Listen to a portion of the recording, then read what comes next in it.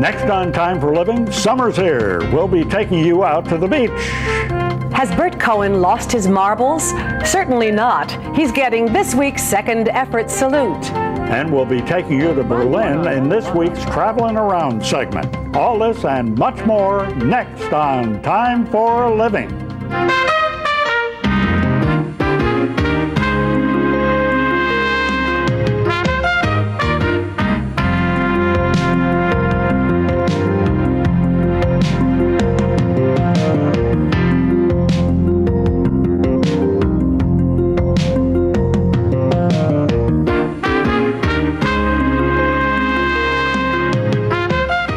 Janet Jagalian. And I'm Rex Traylor. Welcome to Time for Living. You know, this is a show designed for people 50 and above. And every week we offer you information and ideas designed to make your life even better than it is right now. Well, there are some people who think older folks should let the younger generations have all the fun. Well, we at Time for Living don't agree with that. That's for sure, Rex. We think your later years should truly be a time for living, hence the name of our show. Well, over the years, many people spent a lot of time living it up at Revere Beach, and that's in Revere, Massachusetts. Did you know it's the oldest public beach in America? Now, this summer, they're marking the 100th anniversary of Revere Beach.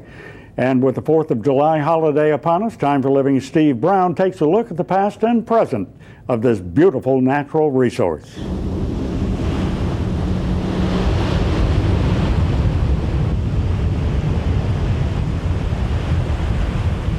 Revere Beach is wonderful, wonderful place, wonderful memories, friends. I can remember when they graded this off, it was always a good beach, a good sandy beach. I like it because we're still on the ocean, and I love the ocean. The beach is nice now, they're trying hard to clean it up. But it's the ocean, whether they have rides or not. For 100 years, they've been coming to Revere Beach, the oldest public beach in America. Over the years, Revere Beach has changed, but its popularity is as strong as ever. I love the beach, so I like it. I always will. Come down all the time. Every day, everybody knows me from sitting on the beach. Let me tell you something. I go to Miami Beach. In the winter, I go like about a month. I'll take this water here any day in the week compared to the beaches in Florida. This is one of the best beaches around, and safe. For many older people, Revere Beach is their sanctuary. It's their place to come for exercise, a bite to eat, or to be with friends. Some are newcomers to the area, just discovering it in their retirement. Others like to return to a place where they spent their youth. I was here when the roller coaster was here. Back in the old days. I was a little kid then. What would you call that thing? Cyclone. The cyclone, yeah. So you've sort of grown up on Revere Beach? Well, I actually come from Saugus, and maybe a couple of times a week now I drive down here and take a run, a walk or something, you know. Who can remember that far back? But I'll show you a picture. Wait. I've got a picture of the rocks.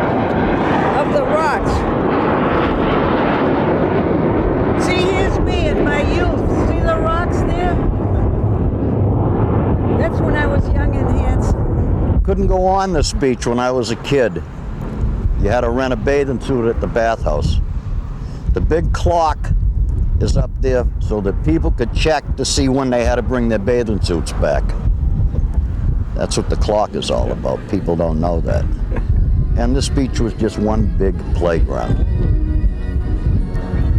Now it's progress, they call it.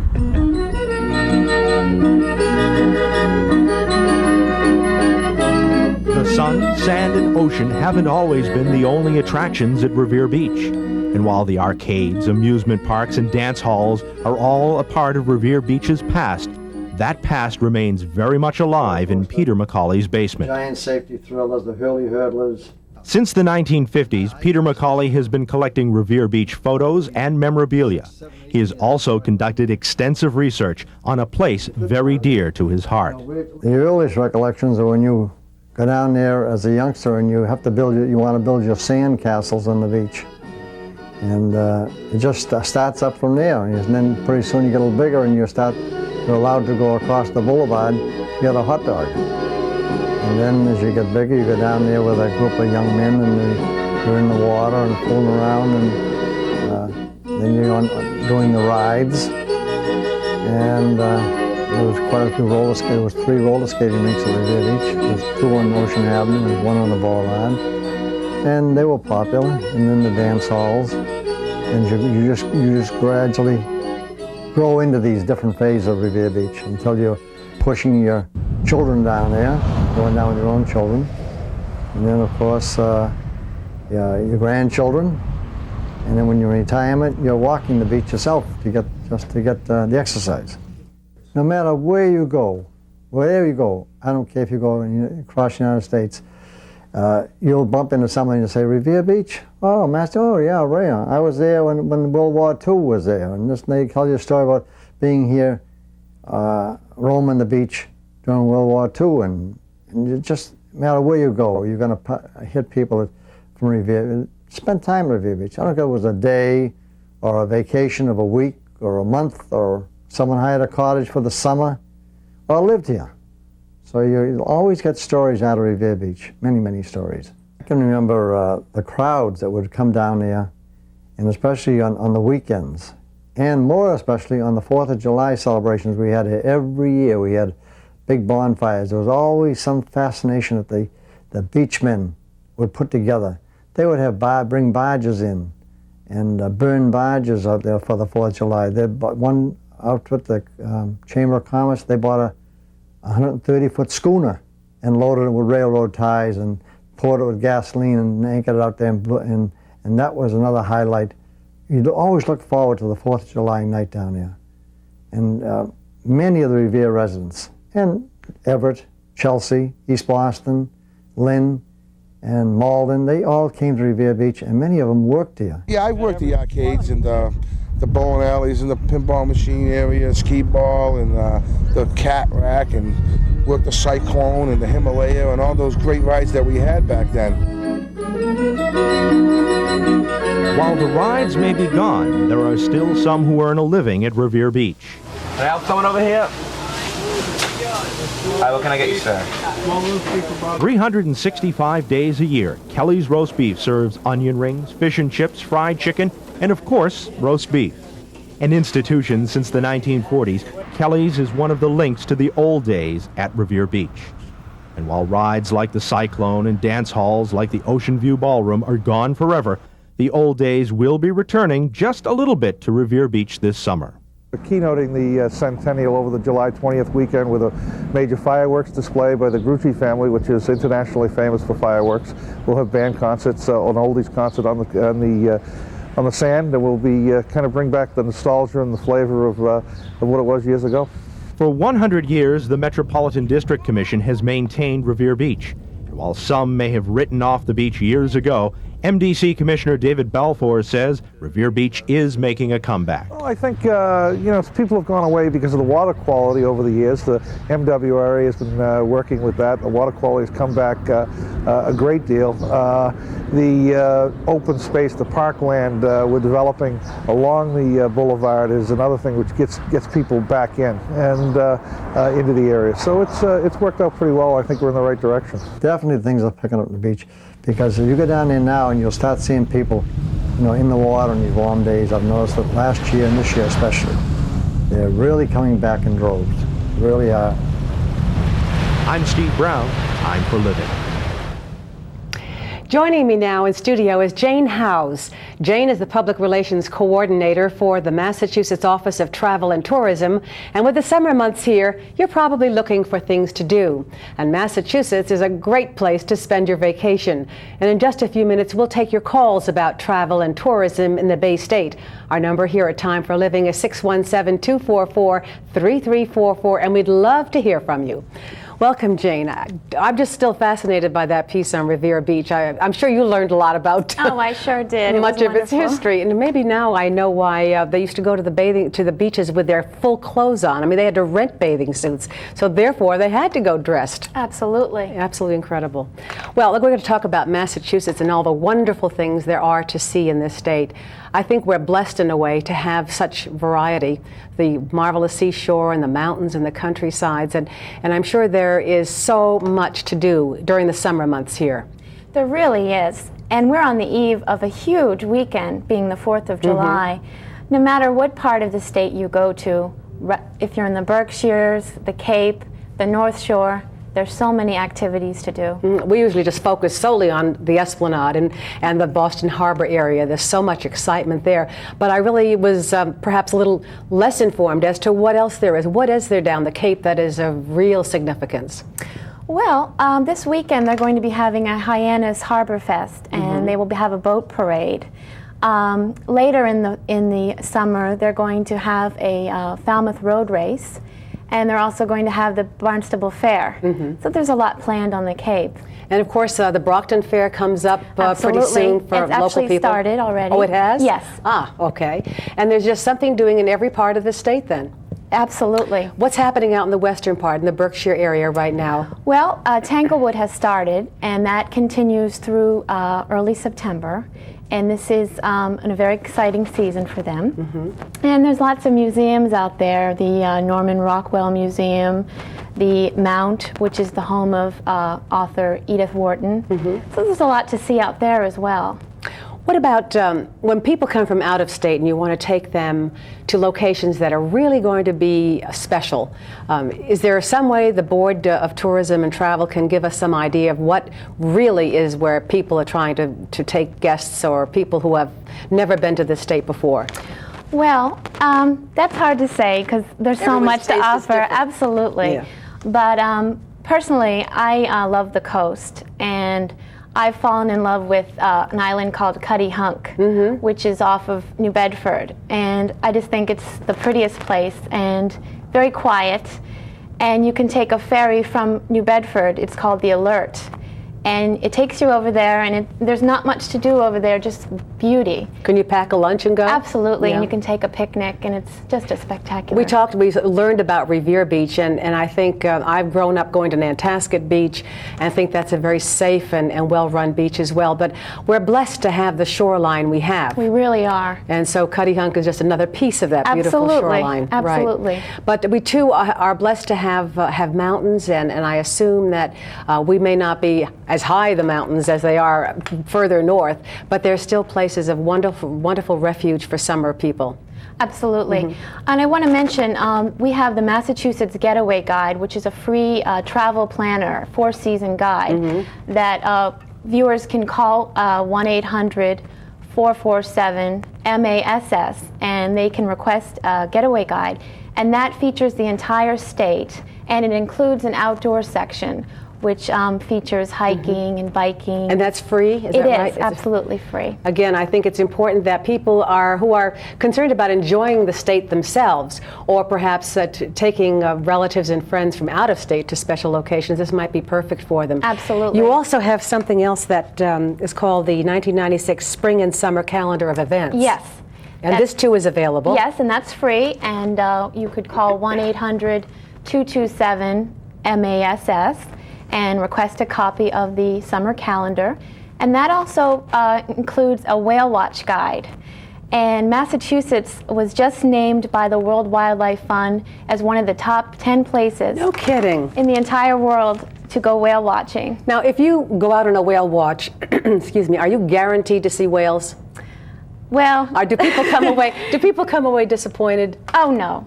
Usually there's a couple, at least a couple out there. I know I had a friend go out a couple weeks ago. She saw a ton, plus tons of dolphins. Yeah. So, I mean, we're the only location in the entire United States to make the list. No kidding. So we're very excited. I mean, Maine or didn't have an opportunity, or Rhode Island, for example? Massachusetts. Is there a reason for that? Is it just because we're so more advanced with this? Stellwagen Bank is a wonderful feeding ground for the whales from from their migration. That's right. Yes. Yeah. So that's they go it. there. Well, that's nice to know. We're famous for that sort of thing here Absolutely. in Massachusetts. Now, there are all kinds of fairs that are going on. Are these listed in the brochures as well? Yes, they're in the calendar of events. And when they call the 1-800-227-MASS number, there's also an option to hear Great Dates in the Bay State, which is a promotional hotline of events happening that we update every 2 weeks. So that would include some of the smaller fairs that are happening throughout the state. Does every town or city or town have, especially the big ones, do they have them every single year so it's something you can look forward to? Yes, annual events, absolutely. And the biggest are, I mean, you mentioned Barnstable and also Brockton. Are there others? I think about Springfield has a big exposition in the fall. Yes, the Big E. Yeah. It's the 75th anniversary this year, so Wow, we're really that's special. excited about that. And what about Topsfield? Don't they have some big deal Yes, they too have the during the summer? Topsfield Fair. So we are pretty blessed to have Every weekend. opportunities just to keep on traveling from one place to another, enjoying all there is all summer long. Absolutely. Yeah. What is if you come into the city, of course, there's a lot to see right here in Boston, and I know they have these duck tours and trolley tours. Right. And are these some things you have to plan ahead to get involved with? Well, the duck tours have become so popular that they sell out fairly early. So do you reserve space on those? You can. You should call ahead. And the duck tours are now also being offered on the North Shore in Gloucester and also in Plymouth. So folks don't necessarily have to go into Boston to have that sort of experience. Well, we'll talk some more about that, and also look forward to receiving some of your calls about summer vacation places and fun. And if you do have a question for our guest, please do get to the phone and give us a call. Of course, our number right here at Time for a Living is 617-244-3344. Please stay with us. We'll be right back.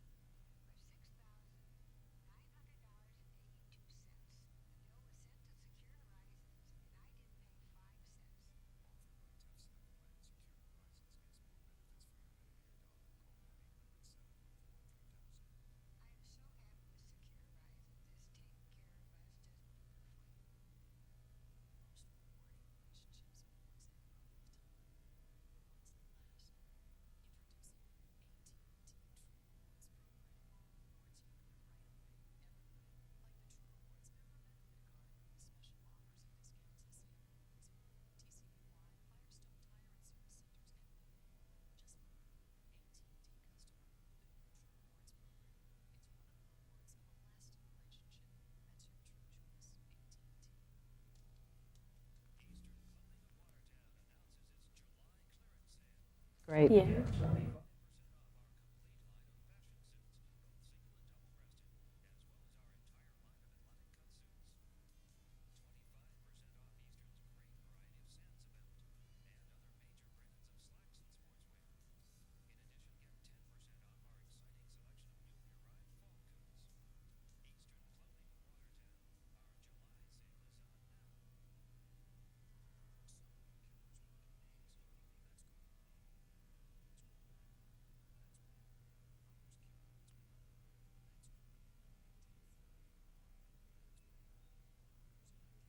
Just talk.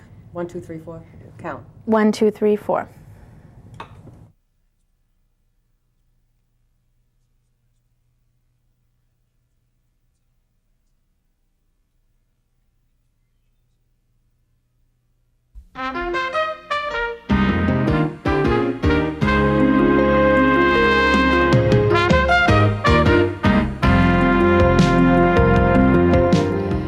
Welcome back to Time for Living. I'm talking with Jane Howes, the Public Relations Coordinator for the Massachusetts Office of Travel and Tourism. And we're talking about summer vacations in and around the Bay State. And you can join in on our conversation with your questions or comments. Just give us a call at 617-244-3344. So please pick up the phone and give us a call. In fact, before we start a more conversation about this, let's take a call from Peabody. Linda is there. Hi, Linda. You're on Time for Living. Yes. How are you? I'm very well, thank you. Got a question? Yeah, just that I saw your story a few minutes. I got it just on, and I saw Revere Beach. I remember Revere Beach, and my brother talking me into going on the roller coaster when it was there. An experience you still haven't forgotten. No, I have not. I haven't gone anywhere near one since then either. I can understand. But you were talking about vacations. Well, we take the boat down to P-Town every year, which is nice. Salem Willows. Yes. And we get down to Plymouth, to the cranberry bogs and stuff. Ocean Spray is nice. And these are all listed, I think, in your book, too, aren't they? Yes, in the getaway. And Salem. We're right next to Salem, for Salem Willows, and the Witch House, and the House of Seven Gables. Well, you're a traveling kind, Linda. I can sense that. Right. Oh yeah. We try to get around. This year we won't do much. Well, you ought to get to Revere Beach, I suppose, for their big 100th anniversary this summer. I'm gonna try, but my husband just had bypass surgery, so he may I'm not sure be it'll able be to on go out television. for a couple of weeks. So thanks for your call, Linda. All right, thank you. All right. Bye-bye. Mary of Arlington is next on Time for Living. Hi, Mary. Hi. I'm calling because I'm sitting here watching your program with my mother, and she's retired at home, and she recently lost her husband a couple of years ago.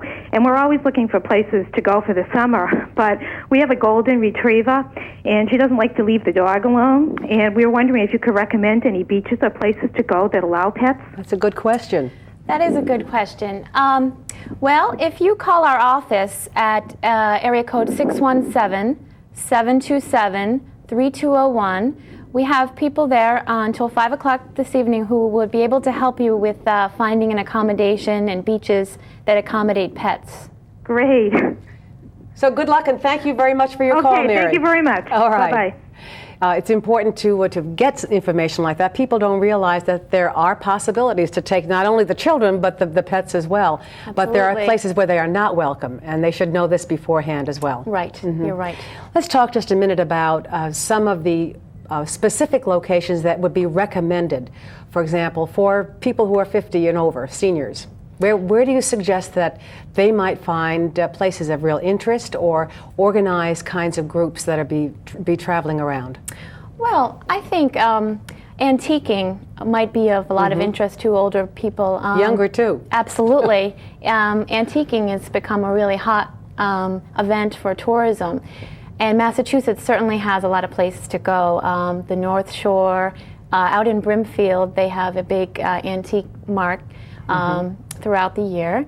And out in Franklin County, in the Berkshires, and down on the Cape they have. Down on the Cape, and of course in Boston. So there's lots of activity for that. What about shopping? Shopping. Well, we certainly have a lot of great places. Worcester Common Fashion Outlets. Yes. It's a wonderful place to go for bargains. Also down in Fall River in New Bedford, the outlets. We really have a lot. They seem to be growing in number in Massachusetts for some reason. I always felt that we had to travel to New Hampshire or elsewhere to get to the outlets, but now we seem to be getting more and more of them. Right. So I'm very happy to hear that. Absolutely. What about with children? If there are grandchildren that some seniors want to take along on a vacation or someplace that would be good for them as well as the things of interest for the younger ones? I would recommend perhaps going into Boston and taking a swan boat ride in the public garden. That's always a nice afternoon. And then maybe even going on a duck tour. Absolutely. Don't overlook, of course, the wonderful swan boat rides, too, that are right there for everyone to use. Absolutely. So we should be very grateful that we have Massachusetts and an opportunity to learn of places to go and things to see during the summer months. Again, what is that number for the calendar of events, first of all? That's 1-800 1-800-227-MASS. And the getaway is 1-800-447-MASS. Well, Jane, thank you very much for joining us today, and I do hope that you will avail yourselves of these wonderful pieces of publication that can make your summer much more memorable, much more fun. Thanks again. Thank you. Do you remember the go-go 80s when many companies raided their pension plans to finance corporate takeovers and mergers? $20 million was drained from the pension system before Congress put a stop to the practice. Well, now, as Time for Living's Carolyn Murdoch tells us, congressional tax writers with an eye toward deficit reduction are proposing an about-face, and pension rights advocates are alarmed.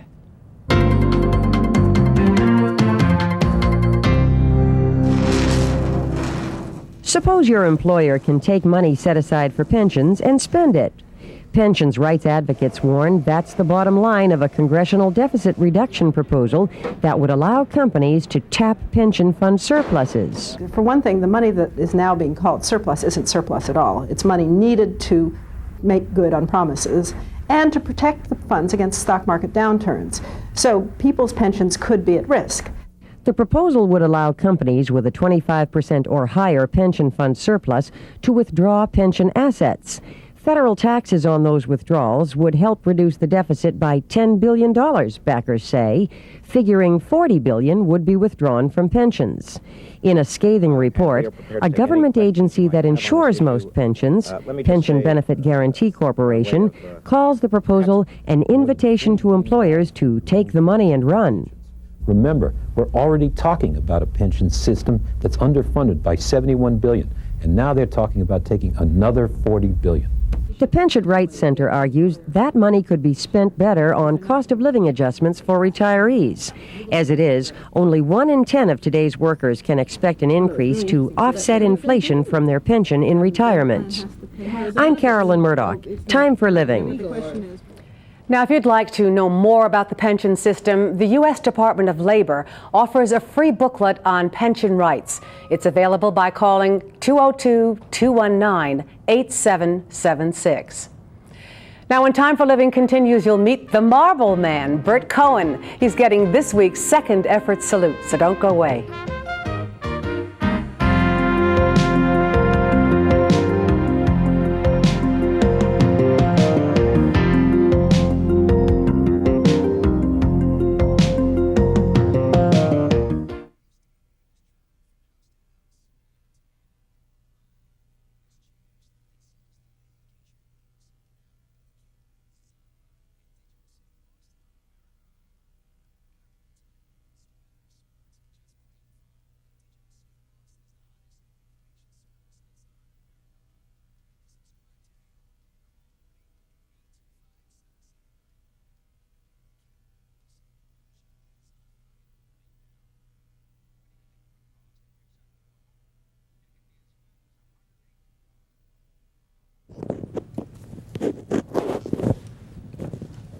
Ten 9-876-54321.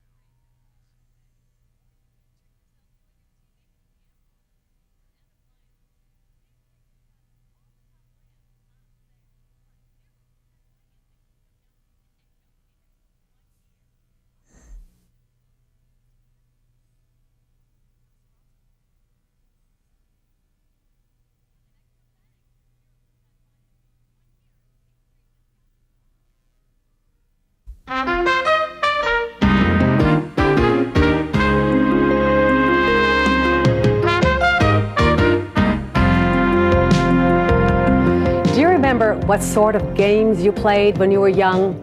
Hopscotch, jump rope, kickball? How about marbles? Well, there's a man from Boston who's trying to revive that last game. He wants you to start playing marbles again, would you believe? You may have seen on TV or read in the newspaper just a week or so ago about the marble tournament that took place in Boston's Christopher Columbus Park. Today, Time for Living's Rod Fritz introduces you to Bert Cohen, the man behind that marble tournament. Bert Cohen's passion is marbles, and he's getting today's second effort salute. Hey, very good. Come on. Bert Cohen is having a ball. The 65-year-old former toy manufacturer is bringing his hobby to the masses. Do you have a lucky marble? So if you want to play lucky marble, well, I have some marbles that are 3,000 years old. Those are lucky because I was there when they made them. See? Bert Cohen is simply nuts about marbles. For nearly 40 years, Cohen has been buying, selling, and trading marbles. His collection is simply astonishing. I throw out a figure of 300,000. I have no idea. I've never counted them, but it's quite a few. And it's a wonderful, wonderful hobby because, again, there's a collector in the United States for everything, and there are thousands of collectors now in the United States of marbles. And it's growing every year, more and more people. And there are different marble associations that they can join, too. Whatever you want to know about marbles, Bert Cohen can tell you. He says his hobby helps keep him young. That's why I'm only 20 years old, because I'm so busy promoting the hobby about playing and collecting marbles. I don't have time to get older. I'm getting younger. But it's also a wonderful way to meet people. And the thing that I love the best is when I have a marble convention or a marble event this weekend to give the children all marbles, and they're all thrilled to go home with something that they own. And I can't say enough about that. And when you see the smile on the children's face, that makes everyone happy. Bert's marbles come in every color and every size. I have one marble made by Josh Simpson in Sherborne Falls, Massachusetts. One of a kind, made it for me 5 years ago when we had marble playing in England, weighs 17 pounds, and he hasn't been able to make another one round like that. He'll make paperweights that can be that size or larger, but they're flat on the bottom, so that's easier. Then I have another one that weighs 27 pounds, and so it shows the world on it, but it's actually a paperweight because it's flat on the bottom and hollow. Normally, the old marbles can go up to 3 inches in size, but these are very unusual. Thinking of starting your own collection? Bert has some tips if you're just getting started. And what I tell people is buy what they like, buy what they can afford. Because there are machine-made marbles now that go from $1 all the way up to maybe $100 or more. So you don't have to buy anything expensive. You can buy $5 marbles. You don't have to buy the old handmade marbles, which are made in Germany from 1850 to 1920, which can go from $10 to $1,000. So again, buy what you like. Bert will tell you that marbles aren't simply little glass spheres. They are, in reality, works of art. There are over 70 contemporary glass makers in the United States that make limited editions of marbles, and those are something that people will buy because their eyes go to it and they love it. And there again, they go from anywhere from $15 up to $500, but not everyone has to buy a $500 contemporary marble. You can buy a $25 or $30 marble.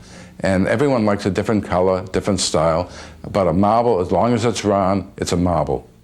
Collecting isn't the only thing Bert does with marbles. He likes to play games with them as well, and promotes marble playing around the country. He sees benefits to playing the game. The kids love it because they learn how to make friends, they learn how to win, they learn how to lose, and they all love to take home a little bag of marbles that is their own. And that's why pretty soon all the schools will be playing marbles, I hope. In the meantime, Bert Cohen will be promoting marbles any way he can, including tournaments around the world. He thinks it's a sport on the rise. We almost had a marble playing in the Olympics this year. They were planning to have it maybe after the Olympics, so we'll see what happens. But eventually, I think we'll get it into the Olympics. It deserves it because marble playing goes back 10,000 years. I do have some ancient marbles that are 2,000 to 3,000 years old that are made out of glass. And when King Tut died, they put marbles in his tomb so that when he can play marbles always. And you can bet that playing marbles is always something Bert Cohen will be doing. I'm Rod Fritz. Time for living. King Tut playing marbles. Can you believe it? Bert's quite a character, isn't he? Well, he has so much enthusiasm. It kind of makes you want to go out and get your Aggies and shooters, doesn't it?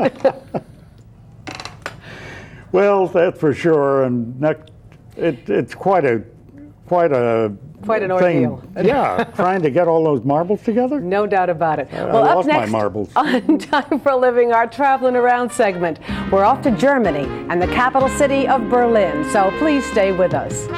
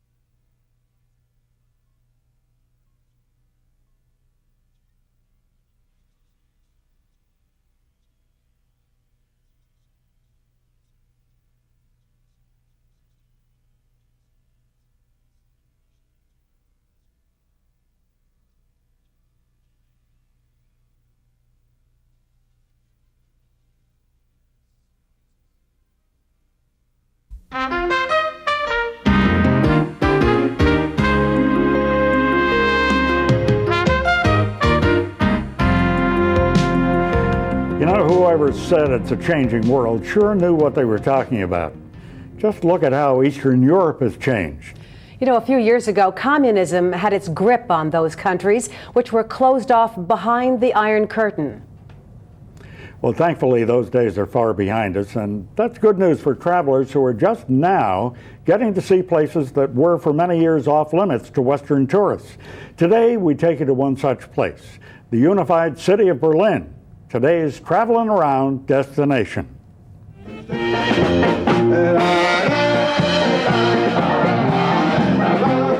Berliners like to have fun, don't they? Yeah, don't you?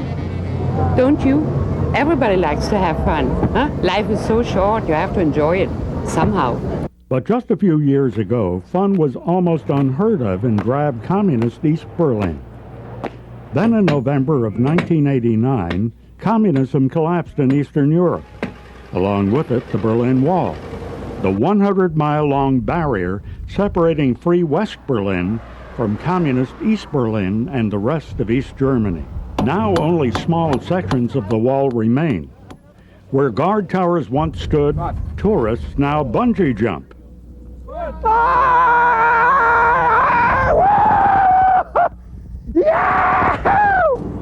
And the main boulevard running through Brandenburg Gate, completely walled off 7 years ago, today is wide open to tourists, traffic, and musicians celebrating freedom's fresh air. This is the third time I've been to Berlin in the last year and a half, and it's more westernized now than it's been since ever I've seen it.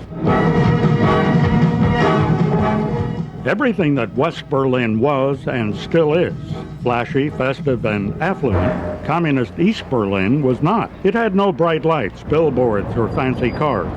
Only the little communist Trabants, cars that look like toys made of plastic. But capitalism is sweeping across East Berlin, where most interesting attractions, oddly enough, are souvenir stands. Where are you guys from? Where? Oh, Kazakhstan. In eastern Germany, once feared Soviet soldiers now just sit around waiting to go home. They might end up like East Berlin border guards selling their uniforms for quick cash. And at the former border crossing known as Checkpoint Charlie, infamous for Cold War spy exchanges, you'll find Soviet medals, hats, even gas masks for sale, along with pieces of the wall. Most run a few dollars. Real wall? Original. Original wall. Absolutely. Guaranteed. Yeah, guaranteed. Yeah? But be careful. It's impossible to tell the real thing from just another hunk of concrete. The changes in East Germany are astounding. New hotels and things we take for granted like bananas and ice cream are now a way of life. And long-delayed repairs to buildings damaged during World War II are finally underway. Soon, all that remains of communism will be gone. We expect to see this looking just as good as the rest of Germany in 5 years. Traditional German entertainment? Only half true. The setting is a Berlin beer garden, very traditional. The singer is anything but. His name is Billy Moe, originally from Trinidad. Today he's part of the new United Berlin. It's a crazy city. Everything is allowed in Berlin. Everything. Nothing is forbidden. You could do what you like. That's especially evident after dark. Freewheeling Berlin has a share of cabarets, discos, and street bands. The nightlife in Berlin is like nightlife you'd find in any other large European city. People pour into the streets until all hours. Attracted by the neon, the noise, and what was East Berlin, they're attracted by a new experience. The most obvious change, neon advertising the fruits of capitalism. Head 60 miles out of Berlin toward the border with Poland, and you'll find this spot. 300 miles of canals branching across the flatlands. The German bayou called Spreewald. But Spreewald isn't new, at least to East Germans. They've been coming here for decades, a break from otherwise dull lives under communist rule. You will glide past houses and haystacks and pole boats called punts. We asked, is his business better under capitalism? Of course, things have improved. Right after the opening of the wall, fewer tourists came, but that's changing. More and more are coming now. That's evident in the village of Lübbenau, the jumping-off spot for trips through Spreewald. On weekends, the place is packed with Berliners. They sample local specialties, pickled potatoes, cucumbers, and jumbo white asparagus. And then they head to the boat docks for a relaxing afternoon floating through the canals of eastern Germany. The new Berlin, today's traveling around destination.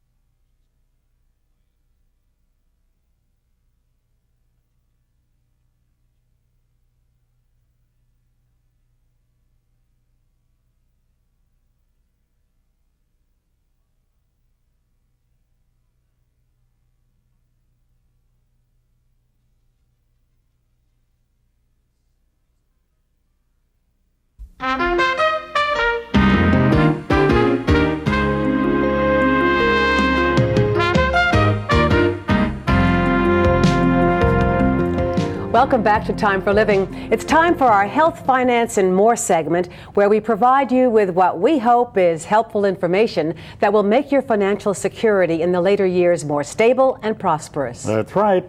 You can never be too prepared financially, and as usual, the person that brings you this valuable information is Time for Living's financial expert, Steve Burke. Steve? Thank you. Today's segment has to do with updates and reminders about Social Security and Medicare, as well as some information relative to the ownership of real estate, which could well be helpful in your financial planning. First, some new information regarding Social Security of which you should be aware. There have been some recent changes which may impact your financial planning. Of real significance to those affected, namely Social Security recipients, is a new federal law which states that the federal government can withhold up to 15% of federal benefits, including Social Security benefits, if the person involved owes past due debt to the United States government. Should you owe money to Uncle Sam, it's important to be aware of this new situation and to check the guidelines involved. You might review this with your financial advisor or your local Social Security office. Obviously, if you're not indebted to the government, you have no problem. Some other changes to do with Social Security. People ages 65 through 69 can now earn up to $12,500 per year without losing any Social Security benefits. It used to be $11,520 per year.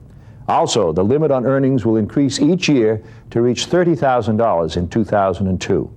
And finally, in this area, a friendly reminder about disability benefits under Social Security and Medicare benefits. A lot of people think they're easy to come by. Disability income under Social Security is very hard to qualify for. The rules are strict, and it's a waiting period of 5 full months when no Social Security benefits are paid, even if you qualify.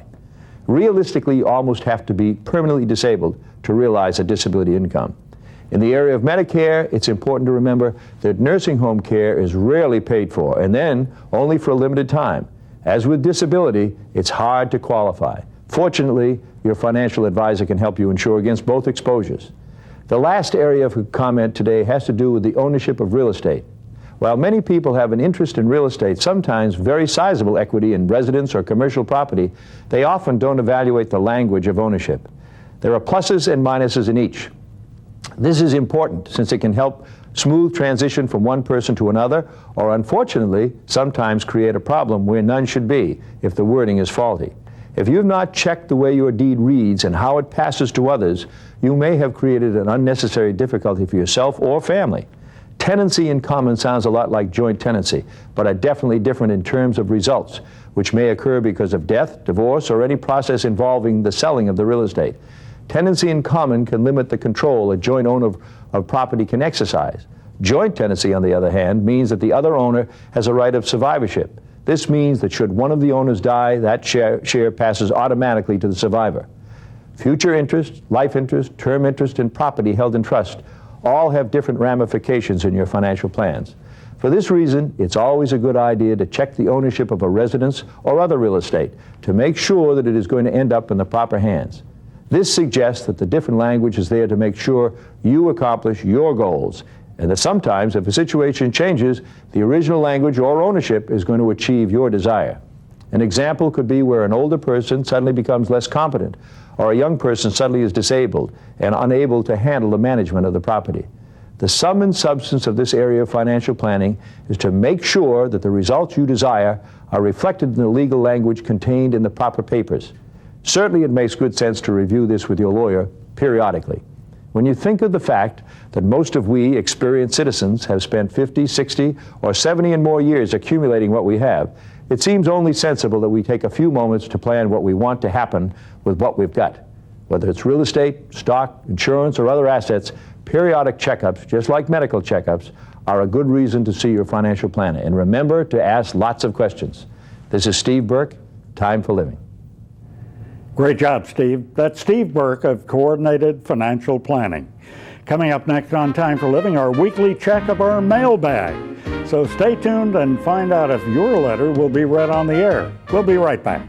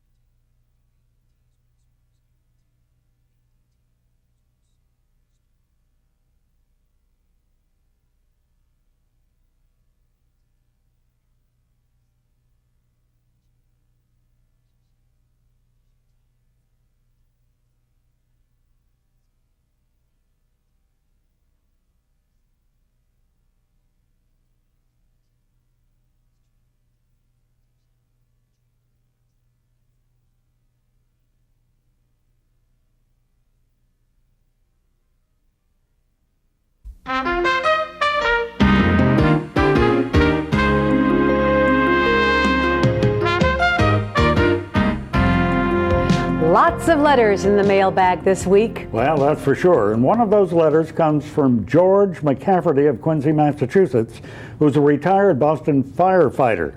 And he writes, Dear Rex and Janet, I appeared on Boomtown a number of times with the Boston Fire Department drill team. I remember that. And Janet has always been my favorite radio talk show host. It was good to see both of you on the front page of the Senior Advocate. George goes on to say that he's taking up singing in his retirement years. He tells us that he never sang before he turned 65, and he did so at the encouragement of friends. And he, along with his singing partner, have become a great hit at their retirement complex at 1000 Central Artery in Quincy. Our hats go off to you, George, and maybe Rex and I will drop in sometime to catch a song or two. We also got a letter from 71-year-old Gloria Longo of Burlington, Massachusetts. She also saw the article about Time for Living in the Senior Advocate. She says her granddaughter recently gave her a puppy as a companion at home. She says the dog helps fill a void left by the loss of some loved ones. Gloria suggests we do a show on pets and about how so many older people who live alone and find lots of love and affection from animals. Yeah, that's a great idea. We're going to start working on that story real soon. Now, our final letter today comes from Nancy Marciano, who has some kind words for our show. She says Time for Living is long overdue for residents and seniors in this area. How wonderful it is to see such a show being produced locally. I'm happy that someone is helping show the other side of aging and America today, finally. And thanks to everyone who took the time to write to us. We'd love to hear from you, too. So our address is Time for Living Mailbag, Post Office Box 1698, Framingham, Massachusetts, 01701. Or give our voicemail a call and leave us a message. That number is 1-800-232-7213. Well, just don't go away, because just in a minute, we have a look ahead at next week's show.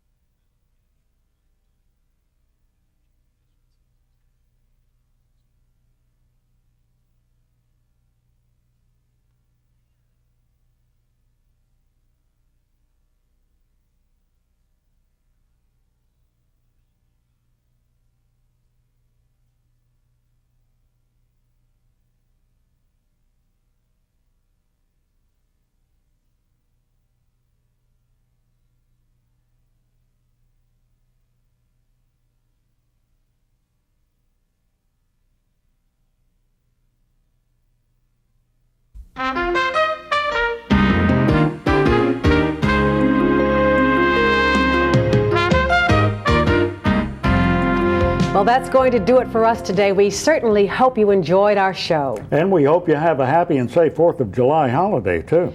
We'll be back again next week with a very important show. We'll introduce you to Stanley Klein. Now, Stanley is a survivor of prostate cancer, and he's spreading the message that men do not have to fall victim to this deadly disease. Now, you'll also meet Lucille Tregonown. She's got her own show about auto maintenance. Now, this 66-year-old woman is anything but your average auto mechanic. Of course, we'll have our regular traveling around in health, finance, and more segments. And we leave you now with one more look at the city of Berlin. In the meantime, remember, it's time for living.